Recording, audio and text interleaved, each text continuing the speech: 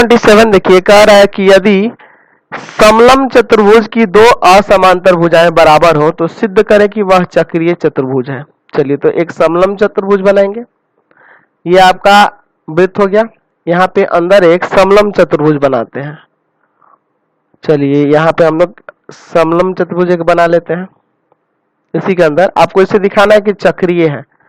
अब ये देखिए, फिगर को देख के नहीं कहा जाता है, स्टेटमेंट लिखा जाता है, उसको साबित करके दिखाया जाता है।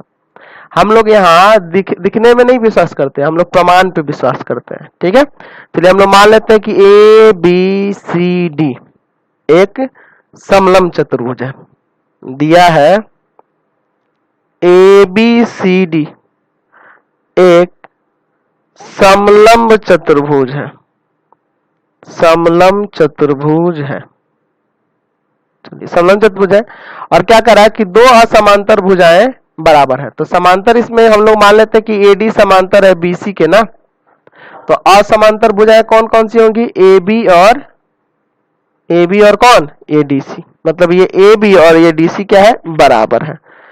तो सिद्ध करना है, तो सिद्ध करना है, तो सिद्ध करना है ए बी सी डी चक्रीय चतुर्भुज है। चक्रीय चतुर्भुज होने के लिए सम्मुख कोण, किसी भी एक सम्मुख कोण का कोई भी एक सम्मुख कोण का योग, या इसको ले लीजिए, चाहे इसका ले लीजिए, 180 होना चाहिए, है ना। ये आपको साबित करना है कि चक्रीय, और चक्रीय होने के लिए इसका योग 180 दिखा दीजिए, चाहे ए और सी का योग 180 दिखा दीजिए, काम हो जाएगा। चलिए, तो एक काम करिए, रचना में एक काम करेंगे कि एक लंब खींचेंगे, ए एम लंब बीसी तथा डी एन लंब बीसी खींचे। चलिए, यहां से हम लोग लंब खींचते हैं, ए से इस पे लंब खींचते हैं और यहां से भी इस पे लंब खींचते हैं। क्लियर है इतना? इसका नाम क्या देना है आपको? ए एम, और इसका नाम देना है डी एन। चलिए, अब इसका प्रमाण देखिए। हम लेते हैं त्रिभुज ए बी एम तथा त्रिभुज डी सी एन में, इसमें और इसमें देखिए, पहला चीज कि एंगल ए एम बी बराबर एंगल डी एन सी हो जाएगा, प्रत्येक 90। चलिए, दूसरा ए बी बराबर होगा डी सी, ये चीज तो दिया हुआ है, क्वेश्चन में ही दिया है ना। चलिए, और तीसरा चीज क्या हो जाएगा कि ए एम जो होगा ना, ये डीएम के बराबर होगा।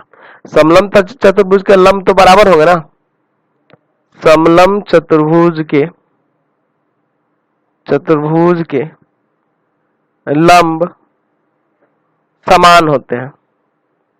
अब सोचिए कि सर समान कैसे होते हैं? क्योंकि दो समांतर रेखाओं के बीच की दूरी हमेशा बराबर होगी ना, ये दोनों बराबर है, दो समांतर है ना, बीच की दूरी बराबर होगी। यानी कि त्रिभुज ए बी एम सर्वांगसम हो जाएगा त्रिभुज डी सी एन के, है ना।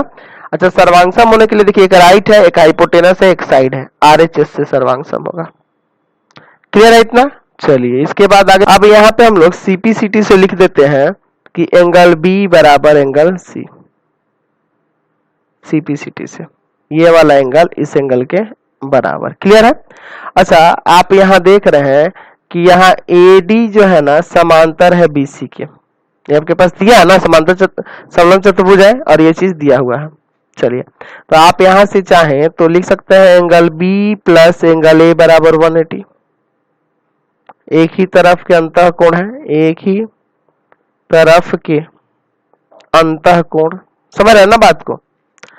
चलिए, यहाँ पे एंगल ए का मतलब ये पूरा लिख रहे हैं, चाहे तो आप इसको बी ए डी भी लिख सकते हैं, कोई दिक्कत नहीं है यहाँ पे। ठीक है, एक जगह पे आप यहाँ बी ए डी भी लिखें तो कोई दिक्कत नहीं है। चलिए, इसका भी मीनिंग आप समझ जा रहे हैं, बी ए डी है ना, और एंगल बी समझ गए। चलिए, अब हम एंगल बी को एंगल सी के बराबर भी तो लिख सकते हैं ना, क्योंकि दोनों इक्वल है, अभी प्रूफ कर चुके हैं। चलिए, तो angle C plus B A D बराबर 180 हो रहा है। देख लीजिए, angle C plus B A D सम्मुख कोण है ना ये दोनों, तो जब सम्मुख कोणों का योग 180 हो गया, इसलिए ए बी सी डी एक चक्रीय चतुर्भुज है। यहां से आपका साबित भी हो गया। चलिए आपका चक्रीय चतुर्भुज है, यहां से हम लोग साबित कर दिए। ठीक है, क्वेश्चन नंबर